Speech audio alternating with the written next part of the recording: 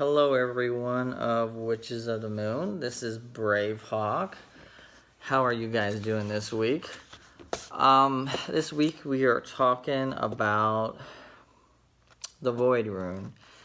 And I feel like there could be like a really long video about this, but I really don't want to make it that long. So how I see the Void Rune is really not the lack of something. Saying the Void Rune is the lack of something is like me saying that someone lacks personality. It's not the person lacks personality. It's a matter of them not want to exert their energy around certain people. And so that's kind of what I see this rune as. It's just an area that you need to either pay more attention to, or conditions aren't right for something to be there at that moment. I feel like when you see the Void Rune, it's more of saying this is an area that you need to keep an eye on. It's an area that you might need to seek more knowledge on before things blossom in that area. It's really, I really feel like the Void Rune is another way of saying that it's a building block. You know, it's when you see that, it's things could happen there. It's just a matter of you producing the right environment for something to happen there. I kind of liken this to. How do I put this? In most books, Wiccan books, yoga books, whatever spiritual book you find out there, a lot of key advice that they give, one of the key advices that a lot of them give is you need to find a time and space to do the things that you need to do for spiritually, to do spiritual things. It's not that you lack a spiritual place to do things.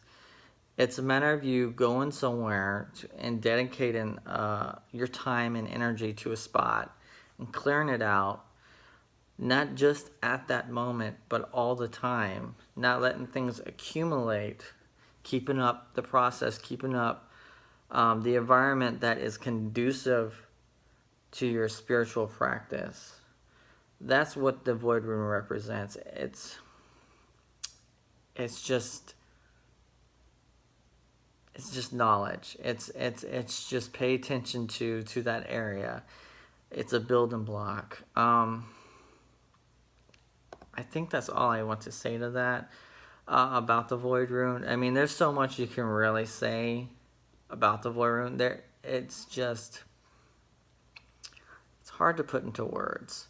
But one of the things that when I was trying to figure out what to say about the Void Rune, I saw something, I think it was like this Sunday, Oprah's Soul Sunday, and she had a person on there.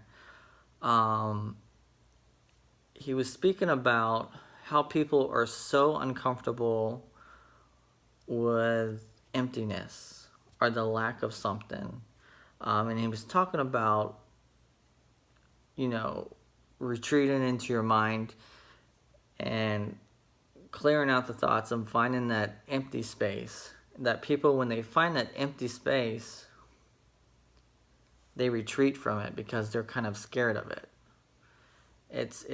And I feel it like that quiet spot of your mind, that void, whatever you want to call it, is very important because it can teach you lessons. And sometimes our life gets so chaotic that we need to go to that void to kind of reassess ourselves and not lose our essence of what we're trying to do. Because when you're out there in the real world, when you're out there doing stuff, so many things get thrown at you, everything gets chaotic, and if you're not constantly reminding yourself, going into that void space of your mind, constantly reminding yourself, this is my journey, this is where I'm going, and this is where I'm going to continue to go, you can get lost and get on someone else's journey. And then you start to get unhappy, and you're like, why am I unhappy? And then, it takes so many years or so much time for you to figure out, oh, this is someone else's journey. I need to get back on my journey. Some people never get to that spot. They live their whole lives, and then, before death, they realize, wow, my life's a sham. So that's how I kind of see the void rune. Maybe I got a little too spiritual with it.